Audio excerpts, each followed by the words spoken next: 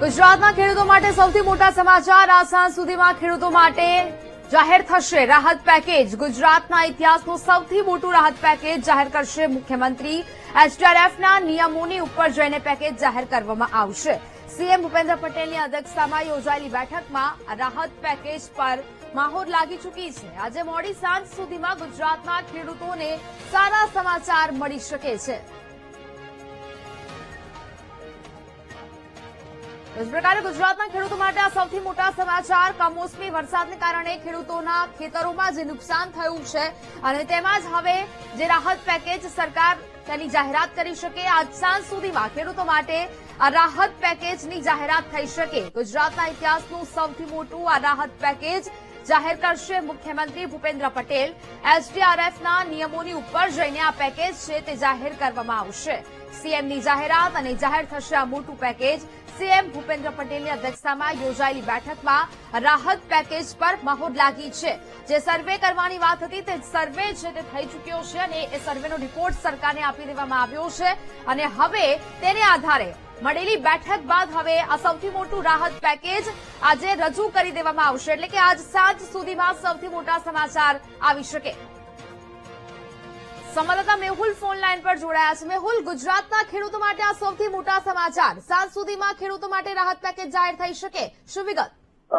बिल्कुल વાત કરવામાં આવે તો અત્યાર સુધી જે રાહ જોવાઈ રહી હતી તે રાહત પેકેજ આજ મોડી સાંજ સુધીમાં જાહેર થઈ શકે છે। મુખ્યમંત્રી ભૂપેન્દ્ર પટેલની અધ્યક્ષતામાં મળેલી બેઠક છે તે પૂર્ણ થઈ છે। મુખ્યમંત્રી ભૂપેન્દ્ર પટેલ, નાયબ મુખ્યમંત્રી હર્ષ સંઘવી, કૃષિ મંત્રી જીતુ વાઘાણી સહિત તમામ જે અધિકારીઓ ઉપસ્થિત હતા તે બેઠક પૂર્ણ થઈ છે। બેઠકની અંદર આ અત્યાર સુધી જે પણ વિગતો કૃષિ વિભાગ દ્વારા રજૂ કરવામાં આવી છે તે પ્રમાણે 40 લાખ હેક્ટરથી વધુ વિસ્તારની અંદર જે છે તે નુકસાન ગયું છે અને જે નુકસાન ગયું છે તેનો પ્રાઇમરી રિપોર્ટ જે છે તે પણ મૂકી દેવામાં આવ્યો છે। મુખ્યમંત્રી ભૂપેન્દ્ર પટેલે જે પ્રમાણે કૃષિ વિભાગને સૂચના આપી હતી કે 3 દિવસની અંદર તમામ સર્વેની કામગીરી, પંચનામની કામગીરી પૂર્ણ કરવામાં આવે, તે પૂર્ણ કર્યા બાદની વિગતો જે છે તે આ બેઠકની અંદર રજૂ કરવામાં આવી હતી। લાખો હેક્ટર વિસ્તારની અંદર જે નુકસાન થયું છે તે નુકસાનમાં સહાય સીધું એસડીઆરએફ ડ્રોપ જે છે તેના કરતા વિશેષ આપી શકાય, કારણ કે જે નુકસાન થયું છે તેનું પ્રમાણ ખૂબ જ વ્યાપક છે। એટલે જે નિયમો છે તે નિયમોને પર જઈને જે ખાતા ખેડૂતો છે તે ખેડૂતો સુધી તમામ જે સહાય પહોંચી શકે તે માટે વિશેષ પેકેજ જે છે તે આ બની રહેશે અને આ વિશેષ પેકેજની જાહેરાત આજે મોડી સાંજ સુધીમાં થઈ શકે। બિલકુલ, મેહુલ વિગતો સાથે જોડાયા તે બદલ આપનો આભાર। તો ભાજપ નેતા ઘનશ્યામ ગઢવી આપણી સાથે ફોન લાઈન પર જોડાયા છે। ઘનશ્યામભાઈ, સ્વાગત છે આપનું વીટીવી ન્યૂઝમાં। હવે જે રીતે આપણે સૌ કોઈ જાણીએ છીએ કે કમોસમી માવઠાને કારણે ખેડૂતોની હાલત કફોડી બની છે અને હવે આજ સાંજ સુધીમાં રાહત પેકેજ જાહેર થવાનું છે, શું કહેશો? નેહા, પેલા લગભગ 2 દાયકામાં ના થયો એવો કમોસમી વરસાદ પડ્યો। એક દિવસ નહીં, 2 દિવસ નહીં, પણ સતત 10-10 દિવસ સુધી વરસાદ પડતો હોય અને ખેડૂતોની હાલત ખરાબ થઈ છે અને આ સરકાર ગંભીરતાથી સરકાર વિચારી રહી છે કે ખેડૂતોને વધારે વધારે સહાય મળે।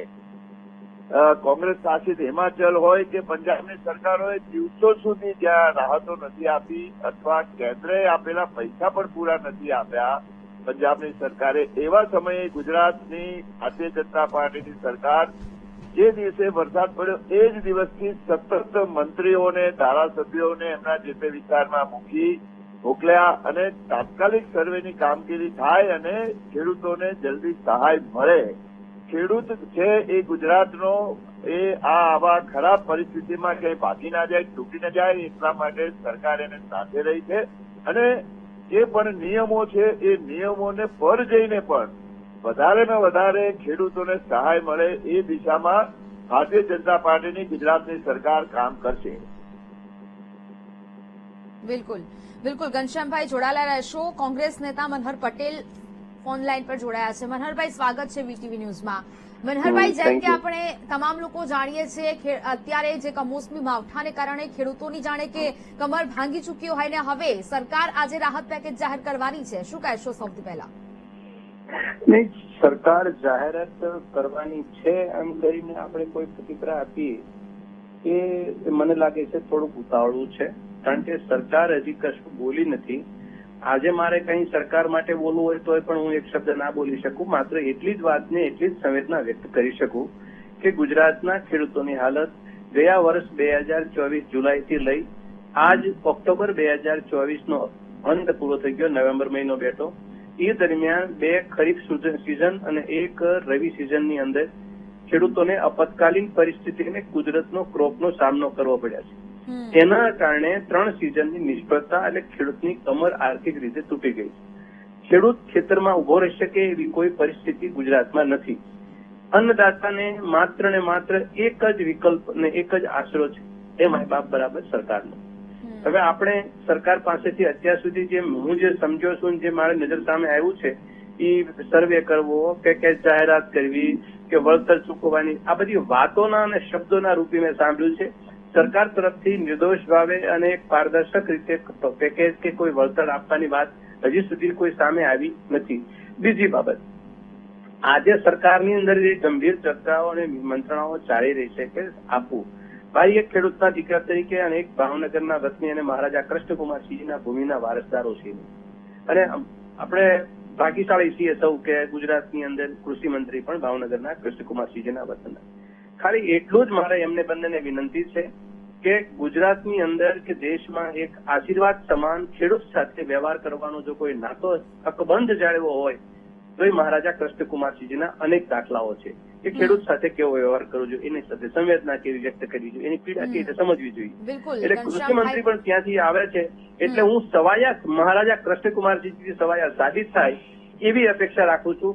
જ્યાં સુધી એ જાહેરાત નહીં કરે કેટલો નાણું સરકાર છૂટું પાડી અને ખેડૂતના ખેતર સુધી કે ઘર સુધી પહોંચાડી શકે છે, એ પછી આપણે ચર્ચા કરીએ તો મને લાગે છે વધુ વ્યાજબી છે.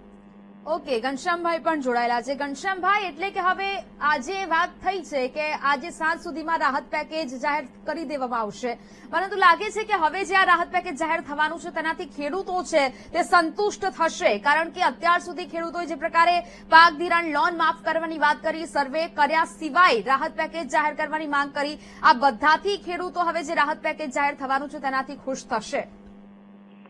નેહા, ભારતીય જનતા પાર્ટીની સરકાર હંમેશા ખેડૂતોની સાથે છે. ભારતીય જનતા પાર્ટીનો કોઈ નેતા હોય, મુખ્યમંત્રી હોય કે એના મંત્રી હોય, એ આદરણીય કૃષ્ણકુમારસિંહના આદર્શો સાથે જ જીવે છે કે તમામ લોકોને રાજ્યની જે જનતા છે, જ્યારે જેને કોઈ સંકટ આવે એની સાથે ભારતીય જનતા પાર્ટીની સરકાર છે. એમાં ખાસ કરીને જયારે આવી વિષમ પરિસ્થિતિ આવી છે, ખેડૂતો માટે દયનીય સ્થિતિ આવી છે, ત્યારે સરકાર મનહરભાઈ કરે વિચારે છે એના કરતા પણ સારું વિચારે છે. કારણ કે મનહરભાઈને પૂછો કે હિમાચલની તમારી કોંગ્રેસ પક્ષની સરકારે ત્યાં શું કર્યું છે, ત્યાં પણ જે અતિવૃષ્ટિ થઈ, જ્યાં પણ વાવાઝોડા થયા, એ રાજ્યોમાં હજુ સુધી સહાય નથી મળી. ત્યારે ફક્ત એ 8 જ દિવસમાં આજે સતત વરસાદ હજુ તો ચાલુ છે. આ મુખ્યમંત્રી અને કૃષિ મંત્રી કે ભારતીય જનતા પાર્ટીની સરકાર ખેડૂતો માટે વિચારીની હોય તો તમામ લોકો માટે આનંદની વાત છે કે આ ભારતીય જનતા પાર્ટીની સરકાર સારામાં સારો ખેડૂતોને વળતર આપશે. ખેડૂત ક્યાંય તૂટી ના જાય, ભાગી ના જાય. હું ખુદ ખેડૂત છું એટલે મને ખબર છે કે ખેડૂતોની હાલત શું હોય છે અને ખેડૂતો માટે શું કરવું જોઈએ. ઓકે મનહરભાઈ, અત્યાર સુધી આવા કમોસમી માવઠાઓ અનેક વખત પડ્યા છે. ઘણા જિલ્લાઓની એવી ફરિયાદ હોય છે કે જે સહાય પેકેજ જાહેર કરવામાં આવે છે તેમાં અમુક જિલ્લાઓ છે તે બાકાત રહી જતા હોય છે. આવી કોઈ પરિસ્થિતિ? જો પહેલી વસ્તુ તો એ કહું કે છેલ્લા 10 વર્ષનું જો એગ્રીકલ્ચર સિનેરિયો જોઈએ આપણે ગુજરાતની અંદર, જે આપતકાલીન પરિસ્થિતિની અંદર ખેડૂતને ખેતર ઉપર એની આર્થિક નુકસાનીના ભાગે સામનો કરવાનો વખત આવ્યો હોય તેવા અનેક કિસ્સાઓ બન્યા છે. બીજું, સરકાર પાસે કોઈ તંત્ર જેવી કોઈ ચીજ નથી, મિશનરી નથી. એટલે આપણી સામે જે સર્વે કરવાની વાતો હું ગયા વર્ષની અંદર ખૂબ આધાર પુરવા સાથે કહું છું કે ગઈ વખતે જુલાઈ મહિનામાં એક આપતકાલીન પરિસ્થિતિ સર્જાણી, ઓગસ્ટ મહિનામાં, ઓક્ટોબર મહિના 3 અંદર 1500 સમથિંગ કરોડની જાહેરાત કરી હતી. શું સરકારે ખેડૂતને આપી દીધું? મને એટલું જ કહો ને, એક વર્ષની અંદર. અને બીજું, આ રાજનીતિ કરવાનો વિષય નથી બેન. આ વાતની અંદર એટલા માટે મેં મારી સંયમ રાખીને મેં કીધું જ્યાં સુધી પેકેજ જાહેર ન થાય ત્યાં સુધી કોઈ ટિપ્પણી કરવી અમારા માટે પણ વ્યાજબી નથી ને અમે પણ એક જવાબદાર વિપક્ષનો રોલ ભજવીએ છીએ. પણ અન્ય રાજ્યોમાં કોંગ્રેસે શું આપ્યું, અન્ય રાજ્યો આ રાજનીતિ કરવા કરતા ગુજરાતના અન્નદાતાઓ માટે આપણે ફરિયાદ દઈ. અહીંના ઉપરલા ખેડૂતોની હાલત જે 1000 રૂપિયા એક ખેડૂતને માટે દેવું થઈ ગયું, રોજની કેવી રીતે આવક નથી રહી. આ પરિસ્થિતિને ટેકાના ભાવે જાહેરાત કરો છો, એની અંદર ભ્રષ્ટાચારને ગેરરીતિઓ થાય છે. જે જગ્યાએ તમે સહાય કરવા જાઓ છો સહાયના પૂરા પૈસા મળતા નથી. જે 6 જિલ્લાની જાહેરાત જે વખતે કરી છે કપાસ માટે, અન્ય પાકના લોકો હજી રાહ જોઈને ખેડૂતો બેઠા છે.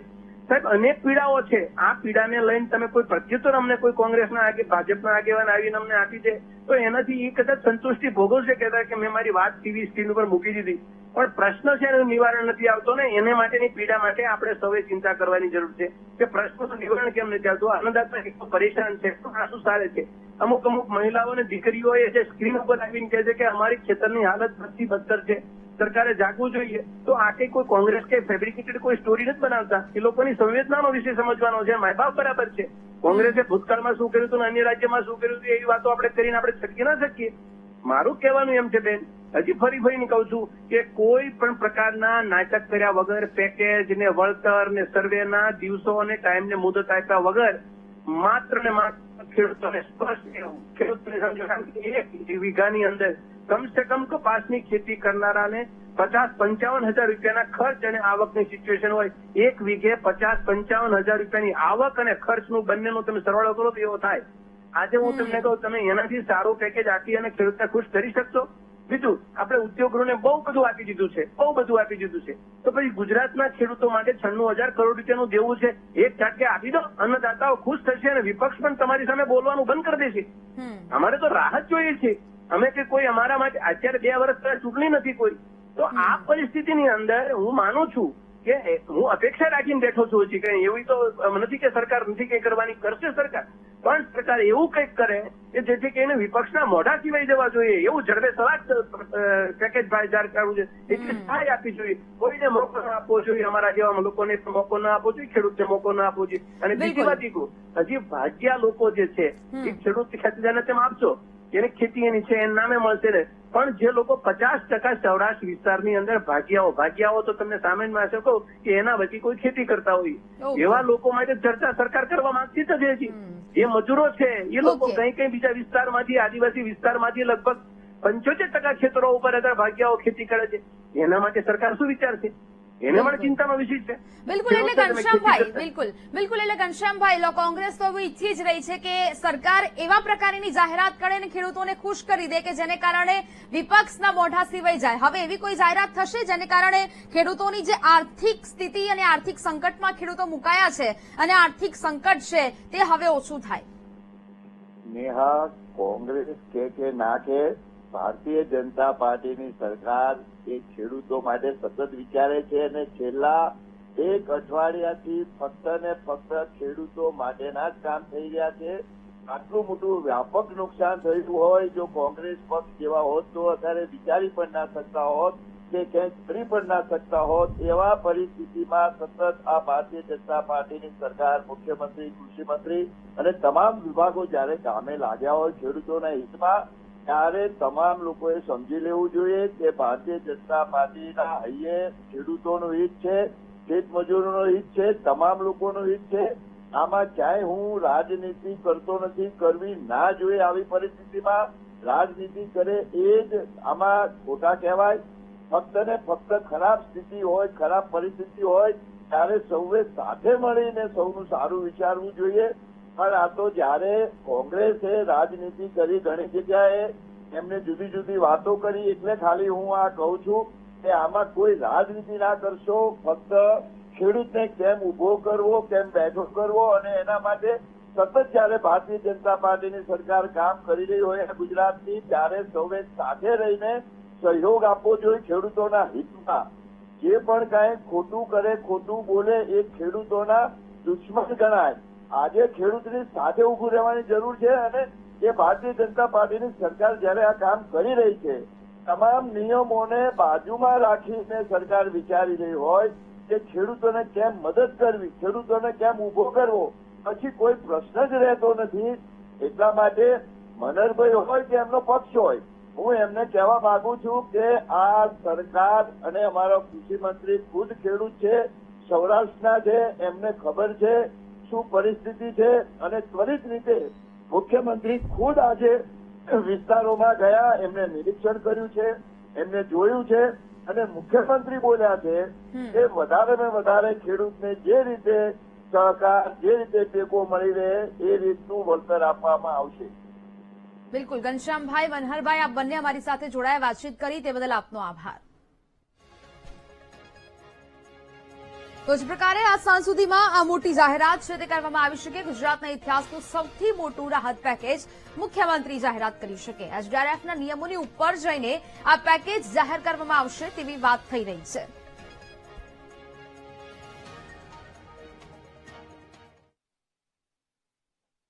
રાજકોટ જિલ્લામાં પાક નુકસાનીના સર્વેની કામગીરી પૂર્ણ થઈ છે. 102 કર્મચારીની ટીમે સર્વેની કામગીરી કરી 600 કરતા વધુ ગામમાં પાક નુકસાનીનો સર્વે કરવામાં આવ્યો.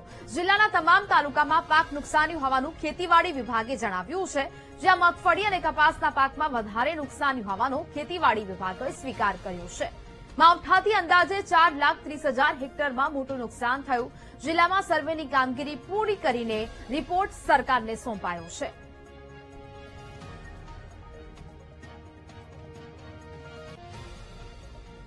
પ્રમાણે આપણે રાજકોટ જિલ્લાના તમામ તાલુકાઓમાં સર્વેની કામગીરી શરૂ કરેલ હતી. એ સર્વેની કામગીરી મહદઅંશે હાલ પૂર્ણ થયેલ છે. જેમાં કુલ આપણે 102 ટીમ સર્વેની બનાવેલી, એમાં તમામ સ્ટાફને લઈ અને કુલ આપણે જિલ્લાના તમામ ગામને આવરી લીધેલ છે. અને એનું જે લગભગ જે કામગીરી છે અત્યારે પૂર્ણતાના આરે છે. ટૂંકમાં એ કામગીરી પૂર્ણ થઈ. તો રાજ્યભરમાં કમોસમી